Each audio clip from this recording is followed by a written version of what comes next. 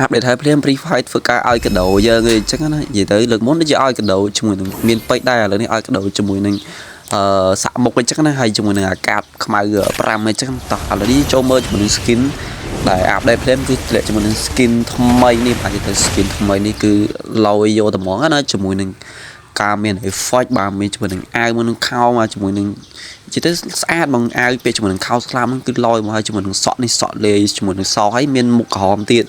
ចឹងឡយយកហ្មងណាហើយមកជាមួយនឹងឈុតស្រីដែរបាទនិយាយទៅគ្នាយើងស្រីមើលឈុតនេះហើយដឹងថាកប់សេរីយកហ្មងណាដោយសារវាបែបខ្ជូតតែមកស្អាតយកហ្មងនិយាយទៅសម្រាប់ event ហ្នឹងគឺស្អាតយកតែហ្មងណាហើយមកមានជាមួយនឹងកតាមួយទៀតបាទកតាវិញគេ effect ភ្លើងណានិយាយទៅអែហ្មងណាទៅ skin នឹងឡយបាទហើយយើងអត់មាន demon ចាប់ទេហើយយើងក៏យកហើយបងគាត់ធ្វើការយកអាកាសដែលគេព្រីឲ្យចំនួន6ណាចឹងធ្វើការចំនួននឹង test ជាមួយនឹង skin ថ្មីនឹងមើល5 speed ទៅលើកទី1គឺទទួលបាននិយាយទៅបានអីគេបាទចាទទួលបានកតាបដែរអញ្ចឹងវាសំណាងដែរណាយើងតែយើងរបស់ free ចាប់បានកតាបមួយក៏វាសំណាងដែរដោយសារយើងមាន diamond យើងចាប់របស់ free ចឹងហើយអញ្ចឹងមួយប្រហើយដាក់ប្រហើយយើងមកទៅ